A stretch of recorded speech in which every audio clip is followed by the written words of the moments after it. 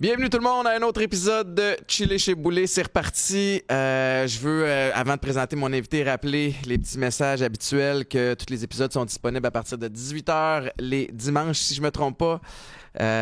Benoît Huot, c'est notre 97e enregistrement. Vraiment, vraiment content. On a un sponsor en Popeyes qui nous permet justement d'avoir cette production-là, le fun, puis d'avoir des discussions intéressantes. Benoît Huot, très, très content que tu aies accepté de venir sur le show. Merci de l'invitation, Étienne. On cool. Se connaît depuis longtemps. Tu es une machine de guerre. Tu as pris ta retraite en 2019. J'étais dans la piscine. Mais tu as l'air encore game shape. Pas tant. C'est peut-être juste mon chandail. C'est ton chandail. Moi aussi, j'aime ça quand c'est serré aux épaules, mais un petit peu plus là, ça me donne. J'aimerais l'être un peu plus. Tu sais, si tu le sais, hein, quand on était intense dans ce qu'on faisait, là, on était tellement... Puis on s'en rendait pas compte quand tu es dans le moment présent, mais à cette heure, tu fais moins attention, là, tu bouges moins aussi, tu as moins le temps. Puis la bouffe aussi, je pense, c'est surtout ça, la bouffe, bouger moins. Mais c'est une combinaison de plein d'affaires. Est-ce que tu te sens encore connecté à ton sport? Parce que là, tout le monde doit savoir t'es qui, mais s'il y en a qui écoutent qui ne le savent pas, Benoît Huot, athlète paralympique, un des plus décorés, si je me trompe pas, le 19 médailles paralympiques. 20 fois. Les derniers Jeux à Rio, ça a été la 20e. 20e médaille. Mais c'est vrai, tu as raison, il y a des fois quelques sites qui disent 19. Wikipédia disait 19. Ouais. Puis 29 en championnat du monde. Je pense que c'est 32, même le bon chiffre. Tabarnouche. Ouais. Mais même, c'est difficile pour moi de faire le suivi, puis t'es pas le premier. Ça arrive souvent que... C'est un beau problème à avoir, ça. Quand t'as de la misère avec les chiffres. Mais c'est extraordinaire, la carrière que t'as eue, puis on va y revenir, mais... Tu sais, tu as annoncé ta retraite en 2019, tu as été nommé en 2021 athlète de la décennie. Ouais, ça, c'était capoté. Je m'attendais pas à ça. C'est fou, hein? Quand t'as pris ta retraite en quelle année, toi? Écoute, moi, je l'ai pris en 2013. T'aurais pu être là-dedans. Non. Non, mais tu sais, moi, ça me fait... en tout cas, c'était très flatteur. Puis, même, j'étais très ému. Lorsque j'ai appris la nouvelle, on était sur un plateau, ils m'ont comme surpris à RDS. Là, c'était cool. Puis là, ma blonde était venue. En tout cas, c'était comme... Tout le monde le savait, sauf moi, ça avait de l'air. Là. Mais tu sais, c'est... Enfin, je pense que c'est parce que j'ai pris ma retraite, oui, 19, t'as raison, mais mes derniers grands jeux, c'était 2016 à Rio. Tu sais, il y a tellement d'athlètes... au Québec qui sont extraordinaires, autant dans les Jeux d'hiver que dans les Jeux d'été, olympiques, paralympiques, sport professionnel, sport amateur. Mais d'avoir la dominance que tu as eue... Ouais, mais tu sais quoi, je pense que c'est un peu comme toi aussi, tu as fait, on s'est investi non seulement dans le sport, mais dans plein de trucs. Et on a envie de redonner. C'est important parce qu'on a tellement reçu. C'est important pour nous de redonner à plusieurs causes, que ce soit la jeunesse, que ce soit l'inclusion, l'accessibilité. Moi, c'est plus mes thèmes, là, mon dada comme athlète paralympique. Mais je crois que c'est pour ça. Parce que c'est l'ensemble de l'œuvre. Oui, tu étais l'athlète, c'était ma priorité. Comme toi, ça l'était. Mais tu sais, on a toujours eu, un peu comme Laurent Duvernay-Tardif fait, tu sais, il est champion du Super Bowl, mais Laurent est partout, parce que c'est important pour Laurent. Il y a quelque chose de paradoxal d'être un athlète élite, c'est qu'il y a un côté où tu dois être très, très égoïste, et tout doit tourner autour de toi. Surtout dans le sport individuel, en plus. Ben, c'est ça. Alors, c'est important d'avoir cette espèce d'équilibre-là, où tu redonnes aussi, puis ça fait du bien. Oui, mais je comprends, toi, d'où ça part aussi, parce que avant que tu deviennes Benoît Huot, qui a dominé sur la sphère internationale, tu étais un kid avec une différence, pas capable de jouer au hockey. Explique-moi comment ça a peut-être généré des frustrations, des déceptions, puis le déclic que tu as eu quand tu as découvert que tu pouvais nager. Oui, tu sais, t'as bien ciblé, tu sais, tu grandis, là, tu te rends compte, quand t'es un enfant, tu sais pas trop sûr, mais tu réalises vite que t'es différent. Puis là, moi, ça passait par le sport, tu sais, j'étais un petit garçon hyper actif, j'avais envie de bouger. Puis, tu sais, comme la plupart des petits garçons montréalais, québécois, canadiens, on aime le hockey. Ouais. Puis les Canadiens, à l'époque, gagnaient des Coupes Stanley. Patrick Roy était dans les buts. Les années 90. Puis là, tu sais, j'avais envie de jouer au hockey. Puis, tu sais, j'ai vite réalisé que non, ça allait pas fonctionner. Tu sais, c'est pour expliquer aux gens, tu sais, je suis né avec une malformation à mon pied droit. C'est un pied beau. C'est un léger handicap, mais ça impliquait des défis bon, de marche, des défis tu sais, la jambe était plus faible. Du genou au pied, tout est là, mais tout est plus petit. Mhm. En termes médicaux, on dit c'est atrophié. Tu sais, une atrophie, donc peu de masse musculaire dans le mollet. Un pied qui, tu sais, on va dire que ça, c'est mon pied gauche. Là, je porte une chaussure 10 côté gauche, puis seulement un 6,5 côté droit. Quand même une grosse différence. Ouais, à peu près 2,5 pouces, tu sais, en longueur de pied. Puis la raison principale qui me permettait de faire les sports paralympiques, c'est surtout la mobilité dans ma cheville. Tu sais, je sens mes orteils sans problème du côté droit, mais c'est comme si la cheville était prise dans le béton. Ouais. Elle bouge presque pas. Fait que, tu sais, puis regarde, pour les amis qui nous écoutent, là, puis t'essaieras ça aussi, Étienne, cet été, quand tu iras en vacances, là, ou juste dans ta piscine avec tes enfants, là, mets des palmes. Tu sais, quand on met des palmes dans une piscine, tu te sens comme un poisson. Tu sais, du moins, tu es plus stable, puis tu vas plus vite dans l'eau. Essaye l'exercice de mettre une palme dans ton pied gauche Pas de palme dans l'autre. et 100 palmes dans la droite. Tu vas être capable de nager, mais tu vas sentir un déséquilibre. Mais c'est un petit peu comme ça que je me sentais lorsque je nageais, parce que j'étais capable de générer le fouetté du côté gauche, très peu du côté droit. Fait que c'est ça qui m'a, plus tard dans ma vie, permis de faire les sports paralympiques. Quand est-ce que tu as découvert le sport paralympique? Ouais, ben vois-tu, c'est ça. Le hockey, premier choix, un peu comme tu dis, frustré, déçu. J'ai comme réalisé aussi à cet âge-là, OK, bon, encore une fois, on parle, c'est très thématique aujourd'hui, on parle d'inclusion, le sentiment d'appartenance, de faire partie d'une gang. Mais lorsque tu viens au monde, puis tu grandis en étant différent, ben, il faut vraiment l'importance d'avoir des bons entraîneurs, des bonnes personnes à tes côtés, des bons amis également qui vont t'aider à te sentir intégré, ça fait toute la différence. Fait que j'ai pas eu la chance de faire du sport, du moins mes top priorités de sport, mes choix prioritaires, comme le hockey, le baseball. Mais en 92, je regardais la télévision, puis c'était la première fois que j'avais conscience de ce que c'était les Jeux olympiques. C'était les Olympiques de Barcelone en 92. Puis on s'entend, là, on est plus un sport, une nation en sport d'hiver. L'été, au mois d'août, on est souvent dehors, on joue, puis surtout, en plus, j'avais l'impression qu'on était moins stimulé par les écrans là, quand on était plus jeune. On était plus souvent dehors, dans la piscine. Alors, on connaît pas grand-chose au sport olympique, du moins d'été au Canada. Puis moi, personnellement, j'y connaissais rien. Alors, j'ai regardé la télévision. La première fois que j'avais conscience, pas les sports paralympiques, là, pas les Jeux paralympiques, mais bien les sports olympiques. Et là, c'était le journaliste, il dit « on a un Canadien qui s'en vient dans quelques instants. Il y a une chance de gagner une médaille aux 100 mètres d'eau pour le Canada après la pause. » Puis là, le gars, il nage, puis ça, c'est un nom qui va peut-être résonner. C'était Mark Tewksbury, le nageur canadien. Il venait d'Alberta, puis il a fait la course de sa vie, puis il avait gagné l'or olympique en natation pour le Canada à Barcelone. Puis ça m'avait inspiré, c'était un bon timing. Mes parents souhaitaient que ma soeur et moi, on se sente confortable dans l'eau. Fait que la même été, ils nous avaient inscrits dans des camps de jour de natation. Fait qu'il y a un contexte, là. Ouais, fait que j'avais été inspiré par lui. C'est vraiment... Pour te dire à quel point, là, aujourd'hui, on vit l'âge d'or de la natation canadienne, mais pour te dire à quel point c'était un moment marquant pour notre pays en natation. Quand Tewksbury a gagné l'or en 92, ça a pris 24 ans avant que le Canada retourne sur la plus haute marche du podium aux Jeux olympiques en natation. Tabarouette. En 2016, puis c'était avec la jeune Penny Alexiak. Alors, c'était unique, là. Fait que, c'était vraiment, vraiment hot, là. En tout cas, du moins à la TV, il y avait des émotions, quand je regardais ça. Fait que ça m'avait inspiré, puis ma soeur et moi, on a commencé à nager suite à ça. Puis ça a commencé comme ça. Ouais, commencé comme ça. Mais là, jamais ça m'avait passé par la tête que les sports paralympiques allaient être une possibilité. Là. Parce que tu savais même pas que ça existait encore à ce moment-là?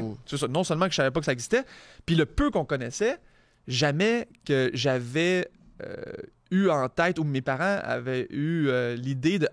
d'une carrière. Ou Benoît un pied beau, peut-être qu'on pourrait aller aux Jeux paralympiques. Ça ne nous avait jamais passé par l'esprit. Mais à un moment donné, ça a dû te passer par l'esprit. Puis c'est arrivé comment?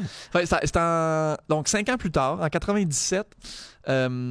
on parle souvent le power du storytelling, le power du média. Ce qui est la beauté du sport aussi, en général. T'es inspiré. C'est pas juste un résultat ou une performance, c'est tout le bagage puis l'histoire qui vient avec. C'est le cas de mon histoire, tu sais. On est en 97, je regarde la télévision, donc l'histoire, puis il y avait une compétition de natation à RDS, c'était les Jeux du Canada. Tu sais, fait que les Jeux du Canada, bon, c'est comme les Jeux olympiques, les Jeux paralympiques, juste à plus petite échelle. Tu sais, t'es comme fin de l'ado-adolescence, début de l'âge adulte, du moins en natation.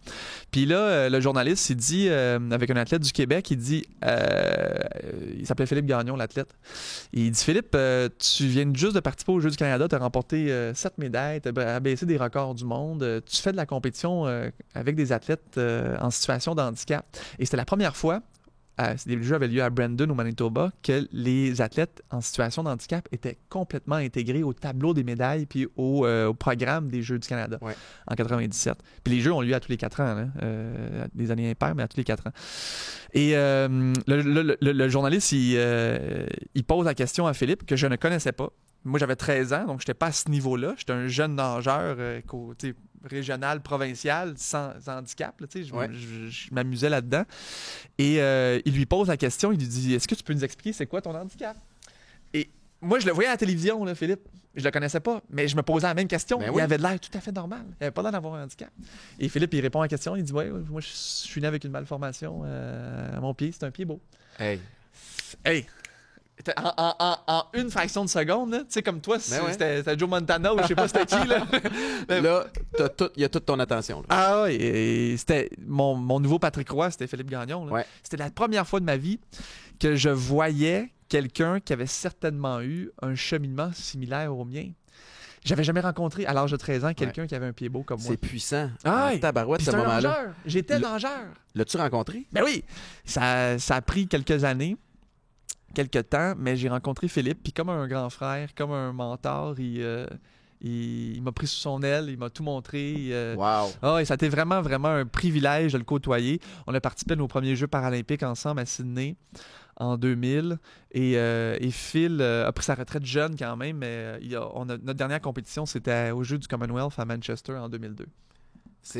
Excuse-moi, j'ai accroché à tes premiers Jeux en l'an 2000. Ouais. Tu as participé à 5 Jeux. 5 Jeux paralympiques. C'est fou. J'avais 16 ans, t'es tout jeune. Puis dis-moi, je suis curieux, parce que pour nous, on vous voyait, on se côtoyait en tant qu'athlète, puis on se croisait des fois au Centre Claude Robillard, puis tout ça, puis à un moment donné, bon, ben là, vous partiez dans les compétitions internationales, puis qui menaient jusqu'aux Jeux olympiques. Là, on vous suivait avec beaucoup, beaucoup de fierté, puis on se fait une idée on entend vos histoires aussi de comment ça se passe sur le voyage avec la délégation, avec le village olympique. Tes premiers Jeux à 16 ans, ça se passe comment? Mentalement, comment tu te prépares à ça? Le stress, la pression? Oui, c'est sûr que ça arrive jeune vite. âge. Ça arrive vraiment rapidement. Et toi, ça a pris 3 ans à partir où... Oui, mais même pas. C'est beaucoup moins que ça parce que ça a pris du temps. Il faut se rappeler, là, bon, j'ai vu Philippe à la télévision, mais après ça, c'est comme tout un processus. Là, à l'époque, l'Internet, c'est pas comme aujourd'hui. Tu peux pas aller sur Google, natation la prochaine paralympique. c'est ça. Puis classification. Fallait qu'on fasse des démarches. On parle aux fédérations sportives, aux entraîneurs. Fait que ça a été long. Mais donc, c'est arrivé vite. Puis Sydney, ça a été la réalisation d'un rêve. Tu représentes ton pays, tu portes la feuille d'érable, tu t'en vas à l'autre bout du monde sans tes parents. Là, Mon anglais était médiocre. Là, j'ai grandi, ça arrive ici de Montréal. Une chose que tu sais faire, c'est que tu sais nager. Oui, je savais nager, ça à l'époque. Mais ça a changé vite parce que je fais de la compétition au niveau valide, là, sans handicap. Et du jour au lendemain, boum, on se qualifie, on va représenter le Canada. Puis là, je suis éligible à faire des compétitions contre des athlètes en situation de handicap. Puis c'est intéressant, ça, j'aime le partager, parce que les gens, souvent, ça fait partie de mon... je sens le besoin d'éduquer, parce qu'il y a encore énormément d'interrogations pour les gens, pour ce qui est des Paralympiques, avec les catégories d'handicap. Fait que, en natation, il y a 10 catégories d'handicap. Et moi, je fais la compétition dans la catégorie 10, qui est la catégorie avec les handicaps les plus légers, qui se rapproche le plus des sports olympiques, si on veut. Puis plus le chiffre diminue par catégorie, plus le handicap est sévère. Fait que c'est pas tous des pieds beaux dans la catégorie 10 comme Philippe et moi, mais c'est tous des handicaps légers des docteurs, des physiothérapeutes qui nous positionnent dans un système de pointage. C'est un processus d'évaluation, j'imagine? Ou... Exact. C'est assez intense, puis c'est stressant. Même tu as à refaire au courant d'une carrière? Dépendamment de l'handicap, oui. Parce qu'il y a des handicaps qui sont stables, il y a des handicaps qui sont dégénératifs, qui peuvent potentiellement également s'améliorer. Alors, ça varie d'un handicap à l'autre. À l'époque où moi, je me suis fait qualifier, j'étais tout jeune, mais mon handicap était stable, il était fixe. Il n'allait pas changer, il n'allait pas s'améliorer, il n'allait pas dégénérer. Par contre, ça a évolué, le système de catégorie et de classification au fil des 25-30 dernières années. Et un athlète, exemple, qui se fait classifier à l'âge de 14 ans, mais absolument, peu importe le degré d'handicap qui peut s'améliorer ou se détériorer, il doit se refaire classifier à l'âge adulte. Okay. Ce qui n'était pas le cas dans mon temps. Ouais. Alors, Philippe... Ça fait du sens. Oui, absolument, parce que tu grandis, tu te renforces, ça peut grandement changer. Même nous, je me suis fait classifier au départ, Philippe et moi, puis c'est juste arrivé une fois. Je n'ai pas eu besoin de refaire le processus. Puis j'étais chanceux, là, parce que ma carrière est terminée, mais ça a été bien parce que j'en vois des athlètes là, qui sont très préoccupés par ça. C'est stressant de passer au travers du processus. Oui, je peux imaginer, parce qu'après ça, c'est là que tout le volet stratégique puis de préparation aussi mentale et physique sur la compétition. Puis parlant de préparation, je suis curieux de... Il y a quand même un pattern dans les gens qui sont des overachievers, qui connaissent beaucoup de succès, beaucoup de victoires. C'est souvent la capacité à se concentrer de la bonne façon au bon moment. Comment tu te préparais mentalement pour une compétition? Ou y a-tu une formule, un dénominateur commun que tu t'es dit, tu as dû tester des affaires, puis OK, quand j'étais capable d'agir comme ça, j'étais dans la zone, puis là, je suis pas battable? Oui. Il y a plusieurs facteurs. Hein. La préparation physique en est un évidemment. Oui. Mais moi, je pense, là, puis j'en ai fait des erreurs. Là. J'ai eu des hauts, des très beaux moments dans ma carrière, mais j'ai une longue carrière. Fait que la beauté de tout ça, c'est que j'ai tout vécu, du moins en termes d'émotions, des très gros downs également. Mais ce que je suis privilégié, mais heureux aussi, c'est d'avoir eu cette longue carrière-là pour ajuster des choses. Des fois... Lorsque tu as une carrière éphémère, c'est souvent le cas de plusieurs athlètes, tu peux finir sur un high, mais tu peux aussi finir sur un down, puis tu n'as pas l'opportunité de te reprouver ou de te dire « Hey, j'ai été capable de m'ajuster ». Ce que j'ai eu le privilège de faire. Puis ça, c'est essai-erreur, hein, comme tu dis. Il y a plein de trucs, autant au niveau physique qu'au niveau préparation, au niveau day-to-day dans ta vie de tous les jours. Il y a tellement d'aspects, puis tout compte. On s'en rend pas compte, mais tout est important dans l'environnement de la haute performance puis de l'athlète. Mais je te dirais, au niveau performance, la chose qui était marquante puis qui faisait autant de différence, puis que j'ai pas tout à fait saisi dès le départ, mais ça a pris quelques ajustements, c'est de répéter la chose tellement souvent que lorsque tu arrives dans les grands rendez-vous, tu es sur le pilote automatique. C'est seconde nature, c'est ça. Tu l'as tellement fait. Puis tu t'en rends même pas compte. Tu es dans le moment présent, tu t'en rends pas compte. Mais c'est ça la réalité, pareil. Tu t'as tellement refait que tu arrives quand ça compte, puis où est-ce que t'as les papillons dans l'estomac, puis que tu es beaucoup plus préoccupé. Tes jambes sont lourdes. Toutes, là. C'est ça, pourquoi que mes bras sont... Je t'ai soufflé, puis j'ai pas commencé à courir, c'est ça. Mais dans le fond, c'est toutes tes émotions. C'est tout ton... ça se joue tout là. Fait que c'est pour ça aussi, tu sais, quand tu regardes le 100 mètres, là, peu importe le sport, là, aux Jeux olympiques, là, aux Jeux paralympiques, tout le monde est top shape. Tout le monde est sa coche. Tout le monde a un talent extraordinaire. Ils sont nés sous une bonne étoile. Ils sont tous au sommet de leur forme. Mais c'est la personne qui va être capable souvent de mieux gérer les émotions, de mieux gérer sa préparation, qui va être capable d'exceller. Et ça, puis on l'oublie plus souvent qu'autrement. On entraîne, on s'entraîne, puis on oublie de penser aux petits détails qui sont comment on va se sentir, nos états d'âme, qui font toute la différence le jour que ça compte. Puis tu sais, souvent quand on fait de la visualisation, tu t'imagines à la finale aux Jeux paralympiques, je m'imagine à Coupe Grey. Ouais. Tu t'imagines justement top shape. Mais moi, je me souviens d'une Coupe Grey où j'ai pas été capable de dormir la veille. Ah, Fait que là, t'as peur, puis là, tu te mets à stresser le matin, tu te fais, attends une minute, là, je m'en vais jouer la game la plus importante de ma vie, puis j'ai dormi 2 heures. Ouais. Là, c'est pas normal, je suis pas optimal, je suis pas si permanent, c'est comme, hier soir, c'est juste hier soir. Tu sais, t'as bien dormi pendant les semaines qui sont. Puis t'es prêt à ça. Mais c'est intéressant ce que tu dis au niveau de la gestion des émotions parce que moi, mon essai-erreur a passé par là. Puis c'est ce que j'ai réalisé au foot, c'est que quand j'étais au secondaire, t'as une game de foot, puis là, tu te crains. Puis là, tu vas à l'école avant ta game, puis là, toute la journée, t'essaies de te fâcher, tu sais, puis tu dis, il va falloir que je cogne du monde, puis que je sois agressif, puis c'est ça, la manée, tu commences à fatiguer un peu. T'arrives à la game, t'es brûlé parce que toute la journée, t'as été fâché. Tu sais, fait que de gérer cette énergie-là, la gestion de l'énergie, pour moi, est devenue quelque chose qui était primordial. C'est-à-dire que, rendu Game Day, je sais que je suis préparé. Tu sais, ma semaine, mes études des vidéos, puis l'étude du playbook, puis la visualisation de toutes les éventualités qui peuvent arriver, c'est fait. Fait que là, ma job, c'est de relaxer, décrocher un petit peu, puis arriver à la game de façon lousse, frais et dispo. Mes meilleures performances, c'était quand j'étais de bonne humeur. Ouais. C'était pas quand j'étais fâché puis craqué. Fait que là, c'était d'écouter de la musique qui allait me... Tu sais, fait que tu jongles avec ça. Puis c'est quand t'as ta bonne humeur, là, t'arrivais également avec une légèreté. Oui. C'est ça. Puis des fois, quand on est tellement stressé puis préoccupé, ça fait en sorte que toi, c'est souvent, OK, tu vas peut-être mettre le pied à la mauvaise place ou tu vas... C'est niaiseux de même, mais ça fait la différence dans ton jeu, tu sais.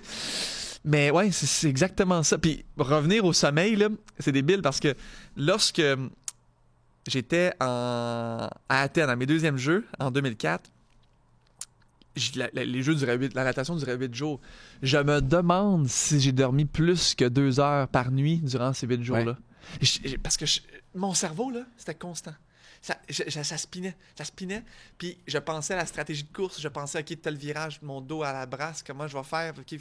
Fait que tout était dans la tête. Puis un peu comme toi, les premières journées, je me dis, mais voyons, je serais pas capable de nager, je serais pas capable de performer. C'est pas normal, je suis pas optimal, je suis pas... C'est ça. Puis j'ai fait les courses de ma vie, là. Ça a été la plus grande semaine de natation de ma carrière, tu sais. Tu as visualisé chaque éventualité, chaque chose qui pouvait arriver.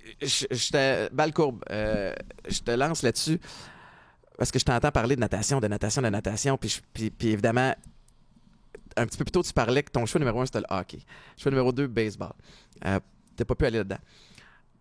As-tu aimé la natation ou est-ce que t'es venu à apprécier ça parce que c'était vers ça que t'étais bon et que ce qui était accessible?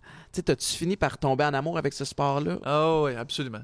Tu sais, c'est drôle. Je pense que dans toute ma vie, c'est la première fois que je me fais poser la question. Mais je trouve ça important parce que des fois, c'est une excellente question. C'est la base. Des fois, c'est genre, OK, par défaut, c'est là-dedans que je peux compétitionner, puis ça donne que je suis bon là-dedans. Mais ça veut pas dire que t'aimes ça. Ouais.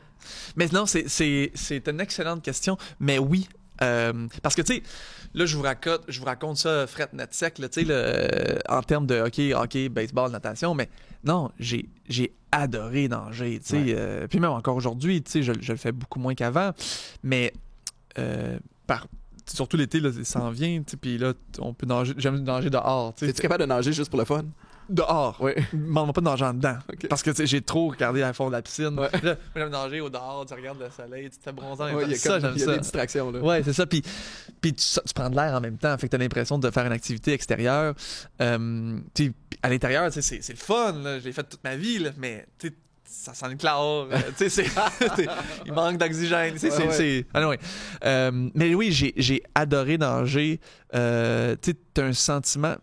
T'es très solitaire en natation. Tu sens l'eau. Là, tôt le matin. Ouais, très tôt le matin. Tu sens l'eau dans tes oreilles. T'es un brisseau dans tes oreilles. C'est un combat contre soi-même, contre la montre, répétitif à tous les jours. Ça a été, sur 25 ans, ça a été très difficile. Là. Il y a des moments tough, mais c'était mon sport favori de loin.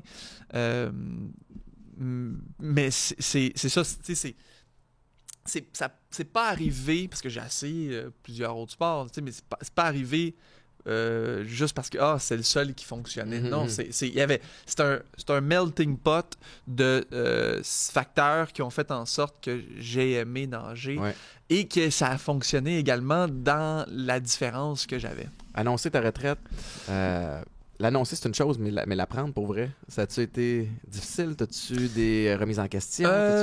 Honnêtement, là, j'ai encore une fois revenir sur le privilège là, de ma carrière. Ça a été bien fait. Ça a été bien planifié. Tu sais, je savais que Rio, c'était mes derniers jeux. J'avais pas nécessairement envie, tu sais, c'était tous les 4 ans, j'avais pas nécessairement envie d'arrêter tout de suite après les Jeux de Rio. Puis, mais tu sais, lorsque je suis arrivé en 2018, tout était comme les étoiles étaient alignées. On a eu notre première petite fille, septembre 2018. Ça change la game. Ouais, puis, mais c'était parfait comme timing, parce que tu sais, Annie et moi, ça faisait déjà 12-13 ans qu'on était ensemble à ce moment-là, fait qu'on a vraiment planifié en fonction de ça. Tu sais, puis chapeau à ma blonde, là, parce qu'elle était patiente. Là. Mais tu sais, on a tout planifié. Fait qu'on savait que c'était la fin de ma carrière. Fait qu'on a eu bébé. Je suis retourné à l'école. J'ai fait un MBA. Au moment à Queens, ça se peut? Ouais, à Queens. La même mois que Mila est née, j'ai commencé une maîtrise. Fait que tu sais, ça, c'était planifié.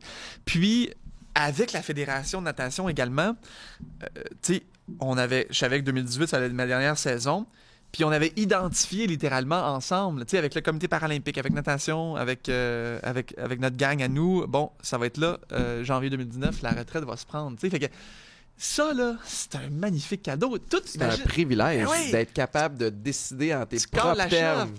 Ça, là, ça n'a pas de prix. Ouais. Puis pour vrai, là, c'est un coup de dé. Parce que, tu sais, lorsque tu reviens, tu te dis, ben, en janvier 2019, j'étais à 1 an et demi de Tokyo. C'est long, 1 an et demi, mais attends. Il y a eu la pandémie, ce qu'on savait pas.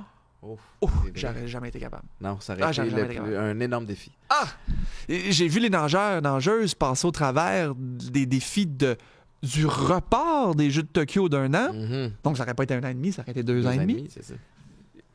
Puis, sachant à quel point j'ai souffert physiquement, mais également dans mon approche pour mes derniers Jeux à Rio, tu sais, comme juste physique, tu sais, j'ai poussé la machine à 32 ans, j'étais complètement vidé, tu sais, j'étais plus capable de le faire. C'est quoi le prime pour un nageur? Ben, tu sais, ça varie des distances, ça varie, tu sais, comme un gars comme Phelps a pris sa retraite, ses derniers Jeux, avait 31 ans à Rio. Moi, j'avais 32 à Rio. Ça dépend des distances, vraiment. Ouais. Un sprinter, un homme, le sprint, là, va... Et la femme également. Il y a trentaine, absolument. Oui, ils vont être capables de... Moi, je suis pas très sprint. Je suis plus demi-fond, 200, 400 mètres. Mais on va générer également une bonne endurance dans la trentaine. Ce qui est difficile, c'est nous, on n'a pas de bobo d'impact, mais c'est la répétition. Mm-hmm. C'est les épaules. C'est pas naturel pour l'humain de tourner tes épaules de même des millions et des millions de fois dans une carrière. C'est pas normal. Là. Ouais. C'est pas fait pour ça, d'avoir les épaules qui tournent de même. Là, fait que ça, c'est l'irritation, la fatigue. Puis tu sais, toutes les... juste une question d'hormones. J'ai poussé la machine tellement longtemps. Là, j'étais complètement vidé. Fait que ça a été tough. Mon dernier cycle a été extrêmement difficile. Fait que c'est pour ça que c'est facile à dire, t'aurais pu te rendre jusqu'à Tokyo. C'est pour ça. Il y a physiquement, puis il y a mentalement. Fait que t'étais mûr, t'étais prêt. As-tu regretté? Non, c'est sûr que, tu sais, comme à Tokyo, j'étais là dans zone mixte, avec les médias, avec Radio-Canada. Puis là, je voyais les chronos, tu sais. J'étais colique. Ah ouais. Mais ça, là, faut pas que tu fasses ça. Moi, quand j'ai pris ma retraite. C'est la même affaire. Tu sais, je commentais, je pense que c'était à Radio-Canada à ce moment-là. Je faisais mettons, le journal, journal 22 heures. Ouais. Puis je regardais les gars jouer. Puis là, il a manqué son plaqué. Attends, je me cherche. Mais, puis c'est pas un bel état d'esprit. En tout cas, je me suis pas retrouvé dans un bel état d'esprit. Puis ça m'a pris quelques années avant de ne pas avoir cette espèce... Parce que moi, c'est différent de toi, j'ai moi aussi calé ma retraite. Mais j'ai eu l'air du gars qui l'a planifié puis tout ça, mais il y avait un contexte aussi où je me suis fait offrir un contrat par Vancouver, j'ai branlé dans le manche. Quand je me suis décidé, il avait signé un autre gars. Je commençais à avoir des problèmes de consommation assez sévères. Puis à un moment donné... je veux dire, j'aurais jamais été prêt à jouer une saison. Ouais. J'étais pas prêt. Fait que j'ai annoncé ma retraite en mes propres termes, oui, mais je sentais quand même la pression en arrière de ce côté-là. Ce qui fait que j'étais pas totalement, moi, en paix avec ça. Puis T'avais quel âge? J'avais 30 ans Ouais, quand j'ai annoncé ma retraite. T'aurais pu faire. Ah ouais. J'ai joué 7 ans pro au foot professionnel. À l'époque, c'était 2 saisons et demie la moyenne parce que les contrats sont pas garantis à cause des blessures, à cause du roulement de joueurs. Mais fait que j'ai eu une belle carrière, mais puis à un moment donné, tu te dis, OK, je me remets en forme, je reviens. Puis là, c'est pour accomplir quoi? Mm-hmm. C'est juste, je m'accroche à quelque chose parce que j'ai peur de la suite. Ouais. J'ai gagné 3 Coupes Grey. Je me suis dit, pour gagner une 4e, c'est pour faire. Qu'est-ce que ça va changer? Ça fait qu'il fallait que je fasse face à la musique, mais de regarder les gars jouer en me comparant, ça a pas été ça a duré quelques saisons, ça, jusqu'à ce qu'à un moment donné, j'aille le déclip, que je fasse comme, hey, je suis rendu ailleurs, puis je suis bien dans ma peau, puis je fais autre chose. Mais parlant de faire autre chose, tu fais quoi aujourd'hui? Plein de trucs reliés de près et de loin dans le sport. Là. Ouais, tu redonnes beaucoup. Ouais, pas mal dans le sport. Plein des différents dédicatifs. Tu sais, je suis ambassadeur pour la fondation Bon Départ, Jumpstart de Canadian Tire. Ouais. Je fais des trucs avec Right to Play aussi. Des enfants, la jeunesse, là, tu sais, pour les aider à s'épanouir par le sport, par le jeu.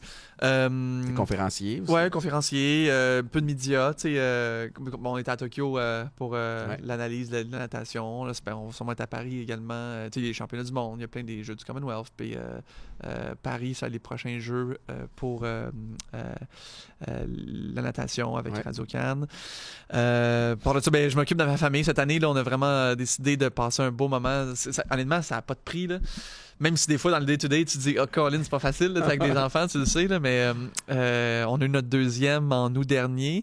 Et là, il y a 8-9 mois, on a passé beaucoup de temps ensemble en famille. On a voyagé. On va continuer à voyager. Ouais. Là, ma blonde, elle va retourner travailler à l'automne. Mila, notre plus grande, va débuter la maternelle. Bébé va à la garderie. Fait que là, vous allez devoir être un petit peu plus sédentaire. C'est ça, exact. Fait que c'est pour ça qu'on s'est payé un beau cadeau en étant en famille, parce qu'après ça, la vie va vite, là. Puis t'as peut-être un petit peu moins de flexibilité. Alors, c'est un beau luxe que vous avez de pouvoir vous permettre ça. Aucun prix. C'était magnifique. Il y a, au-delà du volet familial, j'ai le flash, là, mais tu t'es fait voler des médailles. Ouais. 7 médailles olympiques? Il y en avait 4. Ouais, 4 des Jeux paralympiques, 2 des Jeux du Commonwealth. Qu'est-ce qui s'est passé? C'était... c'est drôle. On était dans un mariage, puis on va le nommer, c'est un ami à nous. C'était au mariage d'Alexandre Bilodeau. Ah, okay. C'était, je pense, le 26 juillet 2014. Donc, ça va faire 9 ans cet été. Et on était en train de rénover notre maison. On était en transition. On faisait des gros travaux à la maison on avait acheté un petit peu moins d'1 an. Avant d'emménager, on faisait des gros travaux. Puis là, le 1er juillet, c'est là qu'on laissait notre autre résidence. Et 3 semaines plus tard, le vol a eu lieu. Mais on n'habitait pas encore là parce que la maison n'était pas prête, n'était pas habitable. Il reste encore des trucs à finaliser. Mais depuis le 1er juillet de cette année-là, même si on était propriétaire de la maison, ça faisait quasiment 1 an, on avait tout déplacé nos effets personnels dans la maison, dont les médailles. Et donc, on n'habitait pas là, on était dans le party le soir. Puis, mais on y allait à tous les jours. On faisait les rénos, il y avait des corps de métier qui étaient présents. Puis là, le lendemain matin, on arrive, le dimanche matin, après le mariage. Moi, c'était le Canadian Open à l'île Bizarre. OK, oui. Oui, en tout cas, moi, j'étais là le matin, tu sais, en train de maganer de la veille, tu sais. Puis en train de regarder le golf. Ma blonde, elle m'appelle, elle dit Ben, ou je m'en souviens pas exactement les détails, là, mais elle dit, je pense qu'on s'est fait voler. Parce que là, mes parents étaient là en même temps, je pense que ça a donné de même, puis la porte patio en arrière était ouverte. Puis là, elle faisait le tour, puis là, c'est ça, c'était pellement. Dans le fond, tout était dans les boîtes. Les médailles, là, n'étaient pas dans un meuble, à la vue, là. Non, c'était. Fait que les policiers ont dit, ils ont dû passer au minimum 2 heures. Habituellement, un cambriolage, là, c'est 90 secondes. Bang, ils savent, là, bang, bang, bang, bang, ils s'en vont. Mais là, il y avait le temps qu'ils voulaient. Donc, ils avaient sûrement observé la maison qui était vacante, qu'il n'y avait personne. Fait qu'ils ont pris le temps. Et, fait que c'est ça. Ils ont fouillé, ils ont pris les médailles, ils sont partis. Mais là, donc, je le savais. Ils ont-tu pris autre chose? Ouais, ils ont violé la plomberie n'était pas encore installée. Okay. Mais c'est ça que je m'en viens. Ou est-ce que l'autre chose qui m'a encore plus affecté, là, tu vas rire. Là, Annie m'avait dit, je pense qu'il manque des médailles. Puis là, il est 10 heures. On est le dimanche, la dernière journée du Canadian Open. Hey, je m'en retourne à la maison, on va aller voir les dégâts, tu sais.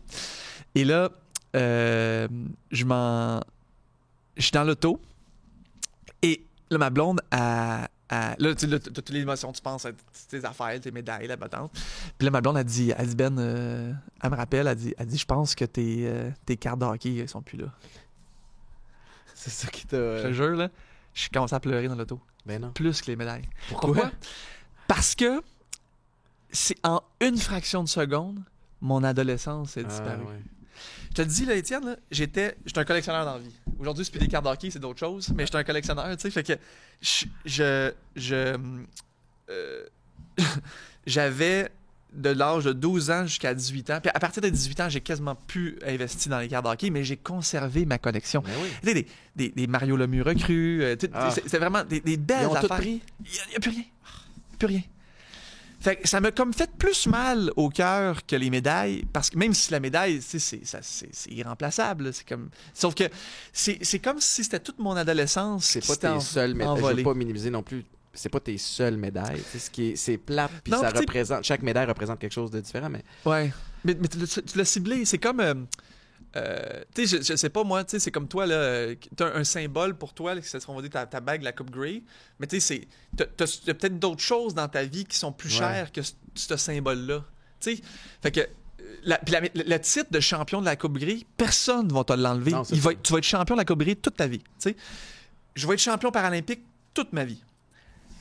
Donc, c'est le souvenir qui a disparu, tu sais, mais là, c'était un épisode de ma vie qui s'est enflammé en une fraction de seconde. Fait que ça, je présume que c'était toutes les émotions. Là, j'avais comme les médailles. Après ça, elle pensait que les cartes qui étaient plus là également. Fait que là ça m'a vraiment touché. Puis là, j'ai fondu en larmes dans l'auto. Alors vraiment, j'y pense, j'ai une boule dans le cœur, une boule dans l'estomac. Ça m'avait vraiment... il n'y a jamais eu de piste? Les médailles n'ont jamais été retrouvées. Il n'y a rien qui a été retrouvé d'ailleurs, là. Mais ils ont attrapé le méchant, le cambrioleur. Ils ont revendu? C'est quoi? On ne sait pas. Je sais que la police de Longueuil, le service, on était en contact avec eux pendant près de 3 ans. Ce qui est arrivé, c'est que, sans rentrer dans les détails, je ne nommerai pas la personne, là, parce que, bon, apparemment, il a été condamné, il a fait de la prison. Puis c'est des crimes similaires. Mais il y a la maison comme est en rénovation. Ils ont trouvé une tache de sang sur le mur. Et donc, c'était sûrement coupé. Et il y a eu un match d'ADN. Wow. Ouais. Mais ça a pris 1 an et demi. 1 an et demi pour le retracer. Et il l'aurait apparemment... C'est fascinant. C'est malade. Les techniques policières. Puis moi, j'étais pas là. J'étais pas présent parce que j'étais au Canadian Open. Mais ma blonde, elle disait qu'il y avait 7 policiers enquêteurs dans la maison le matin même. C'est impressionnant pour un vol. Ben oui. Tu sais, c'était marquant. Puis ouais, ça a pris 1 an et demi parce que c'était pas un crime majeur, j'ai l'impression, c'est pour ça que ça a été si long. Mais ils l'ont rencontré. Ils lui ont dit, on sait que tu as les médailles, rapporte-les, puis on va essayer d'arranger quelque chose. Mais parce que le lendemain, ou du moins la journée même, moi, j'ai essayé d'utiliser les plateformes sociales. Ouais.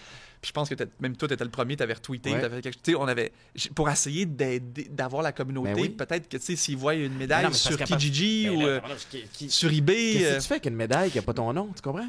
Ouais. C'est même affaire, tu sais, je garde mes bagues, puis les objets de valeur sont dans un safe, mais tu sais, comme... J'imagine quelqu'un, je veux dire... C'est écrit Benoît Huot, ou tu sais, dans le sens où elle t'appartient pas. Là, moi, il y a mon nom, moi, c'est la Coupe Grey, tu sais, sur la bague. Sur la bague, oui, je sais. C'est difficile à revendre. Ouais. Ou du ça moins, porte tu peux attention. l'identifier C'est ça, facilement. exact. Ouais. Mais j'ai l'impression que peut-être que l'individu a eu peur. Là, je spécule, j'en ai aucune idée, là, mais peut-être qu'il a eu peur. Il a vu que c'était retraçable, il s'en est débarrassé. Fait que, on les a trouvés. Par contre, la bonne chose, c'est que 6 mois plus tard, parce que là, bon, on est allé par le Comité paralympique canadien, qui sont allés au Comité international paralympique, il y a 4 des 7 médailles qui ont été remplacées. Parce que ce qu'ils font, c'est, lorsque les Jeux ont lieu, ils ont toujours des surplus, ils détruisent les moules, mais ils vont plus en refaire, mais ils en ont jusqu'à temps que ça se liquide. Okay. Pour des situations similaires. Wow. Alors, ils ont remplacé 4 des 7 médailles 6 mois plus tard. Alors, c'est pas les originaux. Un petit bombe sur... Ouais, c'est pas ceux qu'on a reçus sur le podium, mais... Quand que c'est frustrant. Ouais, c'était fâchant, tu sais, mais en même temps, regarde, tu sais, c'est... Mais comme là, maintenant, on y inspire avec le POC, ils sont tous dans un safe. Ben là, c'est ça, Il y en a une, je garde une quand je fais mes conférences, tu sais, puis que j'amène, puis que je partage. Une qui est significative, puis qui a une belle histoire attachée à, là, mais la plupart, là, c'est ça, on les protège. C'est plate parce que, tu sais, t'es partages pas avec tes proches, mais bon, c'est l'histoire des médailles volées. Heureusement, t'en as quelques-unes. Puis êtes-vous encore dans cette même maison-là? Oui, okay. oui. Puis elle est barricadée, là. Essayez pas de venir à la maison. non. Non, mais c'est système d'alarme, caméra, toutes parce qu'à l'époque, la maison n'était pas clôturée non plus. Et là, on a un grand terrain, mais tout est clôturé. Ah, fait ouais, que c'est encore possible, on s'entend. Tout est possible. C'est pas un musée, là. Forteresse, là. Mais du moins que... Tu mets toutes les chances de ton bord. Ouais, ça fait 9 ans, puis personne... Du moins, à ce qu'on sache, il n'y a pas eu d'introduction. On savait que ça fait partie des apprentissages, essais-erreurs. Bien désolé que tu sois passé à travers ça. Fait que là, Ben, qu'est-ce qu'on te souhaite pour la suite? Tu as l'air très, très impressionné par la gestion de l'après-carrière, puis tu as comme une espèce de calme, puis de coolness, comme... T'as pas l'air pressé de rien, t'as l'air à vivre la paternité du mieux que tu peux, vous avez des beaux projets. What's next? Ben, j'espère avoir le privilège de rester pas trop loin du sport. La famille également, quand je suis tellement... je remercie le bon Dieu, là, on a des enfants en santé, une blonde, fête des mamans dernièrement, c'est extraordinaire. J'ai également... quand on parlait un peu de durant la carrière, l'après-carrière, j'ai placé mes flûtes, du moins j'ai essayé du mieux que je le pouvais pour que ça soit une transition simple. Ouais. Et on est là-dedans en ce moment. Fait que ça, je suis content. Mais encore une fois, on est très jeunes, ma blonde et moi. On n'est même pas encore 40 ans. On est à veille là, de l'avoir, mais on n'a pas encore 40. Fait que on a des projets d'entreprise, on espère que ça va se matérialiser. On a des projets familiales, mais c'est ça, on est bien, ouais. On est serein, puis ça fait partie de tout ça, du processus de planification là, qui est priorité dans tout ce qu'on fait dans la vie. Là, c'est une belle place où être, je peux imaginer, là, de t'épanouir, puis de pas se sentir pressé. Ouais. C'est quand même quelque chose de le fun avec beaucoup d'options aussi. C'est ça, c'est que vous avez un réseau, vous avez bien fait vos choses, vous avez des opportunités devant vous, puis là, c'est à vous de décider ce qui fait le plus de sens pour vous dans le contexte dans lequel vous êtes. Exactement. Puis pour souligner, là, parce que je suis sur un programme en ce moment là, pour essayer de soutenir... on est dans le mois, peut-être que vous allez l'écouter, on ne sera pas dans ce mois-là, là, mais le mois de la santé mentale, le mois de mai. Et puis, ça n'a pas été facile, la pandémie, quand tu y penses. Pour nos jeunes, tu as des ados qui s'en viennent vers... Ça a été tough, puis on le sent dans le sport, on le sent dans plusieurs... à l'école également. Ouais. Je suis persuadé que tu as fait des écoles peut-être cette année, des derniers mois. Là, les profs en parlent, les coachs en parlent. Puis on a peu d'outils pour... Puis comment on gère ça, cette situation-là, lorsqu'on a un enfant, un ado en détresse, ça atteint presque un jeune sur deux, tu sais. Fait que il y a plein d'outils qui existent, du moins on s'investit là-dedans, les différents gouvernements le font. Puis c'est important parce que lorsqu'on n'a jamais souffert de défis en santé mentale, tu sais, je sais que toi, t'en as vécu des vertes, des pas mûres, là, mais... c'est difficile de comprendre pour les gens qui ont non seulement qui t'épaulent, qui sont à tes côtés, mais qui n'ont jamais souffert de ça. Alors, tu sais, c'est important d'avoir cette ouverture d'esprit-là, mais aussi d'avoir des intervenants qui sont outillés pour pouvoir aider les gens qui souffrent. Puis que ça soit accessible aussi. Que ça soit simple. Puis c'est drôle parce qu'on en parlait hier à la radio, tu sais, mais... ne serait-ce que d'essayer de se trouver un psychologue. Je pense que, on en parle, parlez-en, il y a des ressources, il y a ci, il y a ça. Puis de plus en plus de gens, d'hommes, pour ne pas les nommer, mais ont une ouverture à les consulter. Ouais. Mais les psychologues sont très peu disponibles parce qu'ils sont occupés, sont en demande comme ça se peut pas. Fait que là, c'est comment qu'on peut offrir des outils peut-être pour pallier à ce manque-là, ou à tout le moins donner une alternative qui est intéressante. Puis toi, tu t'investis à travers tes conférences, à travers d'autres initiatives. Oui, mais il y a un vois-tu, pourquoi ça? Parce que j'ai vu des statistiques la semaine dernière là, que ça disait entre 40 et 48% des jeunes ados souffrent, athlètes, okay, on parle de sport, là, ils souffrent de différents défis, anxiété, stress post-pandémique. Donc, c'est presque un individu sur 2, OK? Et là, le gouvernement a lancé un portail avec des outils pour aider les parents, pour aider les entraîneurs. Et c'est hyper simple. C'est sur le site web de l'Association canadienne des entraîneurs. Okay. Et dès qu'on dit sont où les ressources, mais sont là. Il y en a qui sont offertes, qui ont été développées, qui ont été pensées pour donner de l'aide. Parce que, encore une fois, ça revient à dire, moi je me souviens, là, quand j'ai souffert là, de mes épisodes les plus sombres, là, c'est genre 2008, durant les Jeux de Pékin, où est-ce que ça allait pas bien pantoute. Après ça, lorsque je me suis évadé à Toronto, m'entraîner pendant un an, comme 2014-2015. Mais j'en parlais à ma blonde, mais il n'a pas équipé pour aider, mais non, c'est ça. Ça va qu'on faire, là. Puis mes coachs t'entends, là, mais... Ouais. Puis même à la limite, même, ils sont plus capables de t'entendre, là. Tu sais, quand t'as le bras cassé, là, tu le mets dans le plâtre, puis dans 3 mois, t'es correct, good to go. Il n'y en a pas de timeline. Puis c'est pas visuel. Tu ne comprends pas. Surtout quand tu l'as jamais vécu. Ouais. Alors, puis c'est facile pour toi et moi d'en parler parce qu'on a passé par là, tu sais. Ouais. Mais lorsque tu as... Puis vous êtes chanceux, vous touchez du bois, puis continuez ainsi, mais lorsque tu n'as jamais passé par là, c'est comment faire. Puis même... Tu sais, je me souviens, moi, j'avais les échanges avec les intervenants, puis je leur disais... donnez-moi une pilule, guérissez-moi, faites quelque chose. Comme on fait pour quand on a le bras cassé. Puis, mais c'est pas de même, ça marche. Fait que je souhaitais avoir le remède, mais il faut trouver des outils pour passer au travers. Pour chaque personne, c'est différent aussi, mais c'est drôle parce qu'à travers le sport, même chose pour toi. Nous autres, il y avait un dicton qui disait, tu sais, le seul moment dans une saison de foot où tu es à 100% en santé, c'est la première journée du camp d'entraînement. Ouais. Après ça, pour les 6 à 7 prochains mois, si tu te rends loin des séries, tu vas avoir mal. Tu vas avoir un bobo, tu vas avoir une blessure, tu vas devoir jouer avec. Fait qu'on est entraîné. Tu sais, combien de fois tu as dû t'entraîner ou compétitionner avec une épaule qui a moché? Je veux dire, ça devait arriver à toutes les semaines. Absolument. Fait tu vas moyen, mais il faut que tu y ailles pareil. Puis à l'époque, en tout cas, moi, ça remonte à 2011. Là, je vais pas bien ici. Mais tabarnak, il faut que j'aille m'entraîner pareil. Il faut que je frappe pareil. Mais là, il y a une distinction à faire. Moi, c'était sous forme de commotion cérébrale au début, puis ça s'est développé en d'autres choses. Mais c'est comme c'est de désapprendre ce que tu as appliqué pendant des années. Puis effectivement, des fois, c'est long.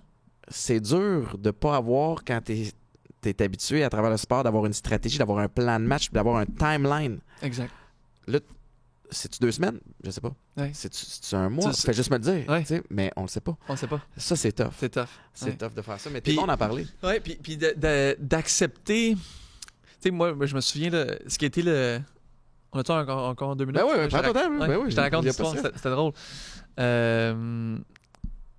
Tu sais, moi, c'est l'anxiété. Tu sais, j'étais plus capable de dormir, plus capable de manger, plus capable de mettre ma tête sous l'eau sans paniquer. Là. Débile. À cause de quoi?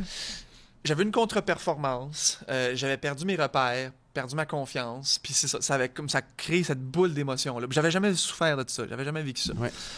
Et là, imagine, ça faisait 20 ans que je nageais là, puis plus capable. Tu sais, qu'est-ce que c'est ça? C'est là tu tombes dans la suranalyse. Ouais. Là, je reviens à la base. Tabarouette que tu dois être déstabilisé. Puis c'est mon métier là, c'était ça de nager, puis j'étais plus capable de le faire. Fait que là, j'ai consulté, puis une intervenant me dit, tu sais, quand que je demandais la pilule, là, donnez-moi la pilule, puis je veux guérir, je veux que ça parte. C'est quoi la pilule pour guérir l'anxiété d'autres performances, tu sais? Sans avoir toutes ces émotions-là, là, plus capable de manger, plus capable de dormir.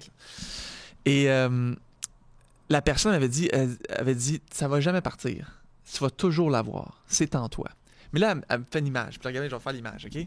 Elle dit, ta tête, là, OK, ton cerveau, où est-ce que l'anxiété, elle est, là, on va transposer ça dans un salon à la maison, OK? Fait que ton salon, c'est ta tête. Donc, l'image qu'elle m'offre, elle dit, prenons l'exemple que ton anxiété, c'est l'équivalent d'un meuble que ta grand-mère t'a légué en héritage. OK? Que ta blonde, il est centenaire, il est de génération en génération, qui malheureusement, ça ne fit pas dans ton salon, mais tu sais qu'il fait partie de ta famille depuis des générations, tu ne peux pas t'en débarrasser. T'sais, mais ta blonde ne le trouve pas cute pour 2 cents. OK? Non, c'est ça. Mais donc, tu dois le conserver. Il fait partie de ton quotidien, comme ton anxiété, mais l'image est que c'est pas nécessaire de centraliser ton meuble au centre de ton salon. Ben oui. Donc, ton anxiété, parce que c'est ça que je lui expliquais, mon anxiété, là, c'est omniprésent. Comment je fais pour m'en départir? C'est partout dans ma tête. Tu t'en départs pas. Tu dois dealer avec. Ouais. Tu dois la gérer. Alors, une fois que j'ai compris ça, Étienne, là, ça a tout changé. J'ai été capable de saisir, d'accepter à partir de cette journée-là que l'anxiété va toujours faire partie de moi. Mais ton fameux meuble, qui est ton anxiété, tu n'es pas obligé de le mettre au centre de ton salon. Tu peux le cacher dans le coin de ton salon. Tu peux le mettre à l'envers. Tu peux l'abrier, tu peux le peinturer, tu peux mettre une nappe dessus. Il est là. Il est là. Il reste dans la famille. Ouais. Comme ton anxiété, on peut le cacher au fond du tiroir. J'adore cette analogie-là, puis ça me parle parce que au niveau de la dépendance, en ce qui me concerne, tu sais, je suis quelqu'un d'excessif. Puis avec ça, il y a du bon. Oui. J'ai atteint des beaux sommets à cause de cet excès-là, puis ça m'a aussi ça a contribué à m'autodétruire. Puis les premières fois que je suis allé en thérapie, puis je me disais là, je veux devenir équilibré. Puis tout le monde riait, tu sais. Puis je suis comme, pourquoi vous riez de moi? Je ne suis pas quelqu'un d'équilibré, tu comprends? Je suis capable de jongler avec mes déséquilibres si j'arrête de penser que je peux me débarrasser de cette espèce de bête-là. Parce que c'est drôle, parce que c'est Marc-André Chabot, qui est l'auteur de mon livre, qui a une super belle plume, qui l'a surnommé la bête. La petite bébite en dedans de toi, qui est le petit diable. Puis c'est celui qui veut aller consommer, puis celui qui veut aller boire, puis celui qui veut faire des niaiseries. Mais tu t'en débarrasses pas. C'est la même affaire. Tu apprends à respecter cette bête-là, puis pas la dompter, mais tu sais, à jongler, à accepter qu'elle est là, puis la faire aller jouer sur des terrains de jeu qui sont pas trop dangereux, qui te font pas mal, qui vont pas te détruire tout ce que tu as bâti. Fait que c'est un peu la même affaire. C'est qu'à un moment donné, ça revient à accepter qui tu es, puis ce qui fait partie de tes traits de personnalité puis des émotions qui vont remonter dans certaines situations, puis de pas en avoir honte, parce qu'à partir du moment où tu l'acceptes, ben là, tu es capable de trouver des pistes de solutions. Absolument. Mais en tout cas, je sais pas si c'est comme ça que tu l'interprètes, mais moi, c'est ce que j'entends. C'est exactement ça. Fait qu'une fois que tu l'acceptes, on pense en mode, OK, quelles sont comment nos options? je jongle avec? Ouais. Puis c'est quoi la solution pour gérer la situation? Puis ça a été ça, le point déclencheur pour améliorer ma situation. Ouais. Puis effectivement, ça a pris du temps, là. Ça ne s'est pas fait du jour au lendemain. Là, mais puis ce qui est beau là-dedans, c'est que j'imagine qu'aujourd'hui, tu es encore plus fort parce que tu es conscient de ça. Parce que c'est drôle, hein, parce que j'avais bien honte d'avoir chuté puis rechuté pendant des années. Tu sais, moi, la première fois que j'ai fait une thérapie là, où on m'a expliqué que j'avais peut-être des problèmes de consommation, c'était en 2011. Okay. Puis j'ai eu mon... Tu sais, je suis sobre depuis 2017, depuis janvier 2017. Fait que tu as eu des hauts et des bas. J'ai eu des up and down. Tu sais, puis... j'ai eu honte d'avoir rechuté, puis aujourd'hui, je choisis de me trouver chanceux de l'avoir fait parce que je sais ce que ça goûte, je sais où ça mène. Donc, j'ai encore moins le goût d'aller, tu sais, mettre mon pied dans l'eau, tu sais, fait que je veux rien savoir. Parce que tu sais exactement où est-ce que tu vas te retrouver. Exact. Fait que d'accepter comment qu'on est, mais ça, c'est des beaux messages. Mais en même temps, tu sais, quand tu le vivais, là, Étienne, là, je suis persuadé que t'étais pas bien, t'étais pas fier, mais sans ce passage obligé-là, tu serais pas où t'en es aujourd'hui. Ah, 100%. C'est pour ça que je choisis de me trouver chanceux. Ouais. Tu sais, puis je choisis, puis c'est pas tous les jours, tu sais, puis c'est un peu ça que je prône. Je donne un exemple, mais des fois, je vais conduire, puis il y a une chanson qui embarque où je passe devant un endroit où j'ai fêté, où j'ai juste un souvenir qui me revient, puis une odeur, peu importe. Puis là, je fais comme, je peux pas croire que j'ai fait ça, puis je n'ai honte. Puis Mais maintenant, je le reconnais, cette espèce de truc-là, tu sais, mon cerveau qui me joue des tours, puis j'essaie de le switcher à attends une minute. Ouais. Non, rappelle-toi que t'es Ouais. chanceux. Ouais. Parce que là, aujourd'hui, tu vas bien. Ouais. Là, t'as bien dormi. Là, Ouais. t'as pas la honte de te regarder dans le miroir. Tu sais, fait que moi, je suis quelqu'un, il faut que je me parle souvent. Tu sais, des fois, au courant d'une même journée. Mais ça, je suis capable de le faire maintenant parce que j'ai appris à me connaître. Mhm. Je sais dans quoi je suis bon, je sais dans quoi je suis moins bon. Je connais mes faiblesses. Puis, je suis aussi entouré de gens. J'imagine qu'Annie est comme ça aussi. Tu sais, mais moi, Maïka est comme ça avec moi. Des fois, elle me regarde aller puis elle fait comme « Hey boy, tu serais peut-être dû pour aller faire un meeting. » Tu sais, des fois, je suis bien insulté, mais presque c'est rare Elle a pas tort, c'est ouais. rare qu'elle a tort, tu sais, là-dessus. Ouais. Fait que d'être bien entouré aussi permet d'avoir une espèce de safe space où tu as des gens avec qui tu peux partager que tu sais, ça fait le moyen. Ouais, Puis des fois, tu n'es même pas capable de mettre le doigt sur pourquoi. C'est juste aujourd'hui, c'est une journée de même. exact. Puis c'est correct. Ouais. Ben, regarde l'importance de bien s'entourer, tu sais, puis tu sais, c'est ça, tu sais, je pense que vous faites une belle équipe, on fait une belle équipe, tu sais, puis on avance avec nos forces puis nos faiblesses, tu sais. Ouais. Des beaux messages à partager, Ben. Merci d'avoir... je pense que c'est une super belle façon Ouais, vraiment? de closer ça. On a fini ça en force. Y a-tu quelque chose que... Tu sais, ça, je te disais avant de rentrer en onde, là, tu sais, moi, j'ai les atypiques en arrière, toutes, là, je plug toutes mes affaires. Y a-tu de quoi que tu veux plugger? Pas en tout, honnêtement. Continuez à vous amuser, gang! C'est l'important.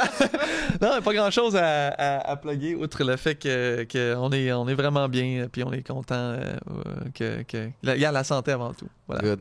Ouais. En terminant, je mentionnais un petit peu plus tôt notre commanditaire Popeyes. Je sais pas, t'en es où avec ton rapport avec l'activité physique? Ouais, ben là-dessus, là, je vais nager à tous les jours à partir. On a une belle piscine à la maison, fait que j'en profite. Comme Ouais. je te dis, à l'extérieur. À l'extérieur. Ouais, on nage à l'extérieur, puis sur du vélo. Mais on c'est toujours bon hein, de prendre des suppléments puis Ben, être j'ai en forme. la gang de Popeyes là, qui je vais aller peut-être cool. si tu peux reacher. Ben Je oui, vais te faire attends, on va travailler. chercher ça. Mais un petit shaker avec. Oups, là, on a remarqué que c'était 2 tables. Mais écoute, barre de protéines, des petits suppléments, petit shaker. Hey, t'es bien gentil. un Merci, truc pour gang. l'énergie. Alors, c'est un cadeau pour toi. Merci beaucoup d'avoir participé. Merci pour ton ouverture. Puis, bien fier de ce que tu deviens. Puis félicitations pour votre magnifique podcast. Continue à influencer puis inspirer des milliers de Québécois puis des Canadiens. Tu fais un bon travail. T'es fin. Merci beaucoup. Ah non, attends une minute. C'est pas fini. Il fallait que je fasse le quiz. OK, parfait. Quiz. On va faire ça. Regarde pas, il y a réponse. Ok, excuse. J'ai pas vu. Je pensais que c'était juste la plug de supplément. On le coupera pas au montage parce que j'aime ça quand c'est imparfait. OK. Je te pose quelques questions par rapport au supplément. Sont-tu puis marqués évidemment- là-dessus? Là? On va checker, là. Peut-être. Ok. Nomme un minéral dont l'organisme a besoin en grande quantité. Est-ce que c'est A, le calcium, B, le potassium, C, le magnésium ou D, toutes ces réponses? Toutes ces réponses, je pense. Toutes ces réponses. Est-ce que tu le savais ou tu as vu la réponse dans ton... ouais. Ben, l'affaire, c'est que Effectivement. c'est tous des bons. Fait que je me suis dit, ben, toutes les réponses. Là. Toutes ces réponses, tu te trompes pas, tu as bien raison. Encore une autre victoire pour Benoît. Puis une autre question, une deuxième. C'est quoi les symptômes courants de carence en minéraux? Parce que je suis content qu'on parle de minéraux parce que à l'époque, quand je me supplémentais pour la performance, tu sais, j'y allais plus dans tout ce qui était protéines, mettons créatine, des trucs comme ça. Ouais. Alors que maintenant, rendu, moi j'ai eu 40 ans cette année, là, toi je sais que t'es pas rendu, mais je vais L'année prochaine, vraiment plus au nous autres. niveau de la santé, vitamines et minéraux. Donc, c'est quoi les symptômes courants de carence en minéraux? Est-ce que c'est A, manque d'énergie, B, maladie auto-immune, C, maux de tête ou D, peau qui démange? Je dirais peut-être. Ça va peut-être la peau, mais la mot de tête. Maux de tête, effectivement, maux de tête en fait partie. Il y en a 2 en fait, il y a manque d'énergie et maux de tête qui peuvent être certains symptômes qui indiquent que vous êtes en carence Ouais. de minéraux. Ouais. C'est la fin pour de vrai. Good. Merci d'avoir joué au jeu. Merci pour la belle discussion. Merci à vous autres. J'espère que ça vous a plu. Vous pouvez suivre Benoît sur évidemment toutes les plateformes, réseaux sociaux. Puis vous devriez le booker en conférence aussi. Super inspirant. À la semaine prochaine.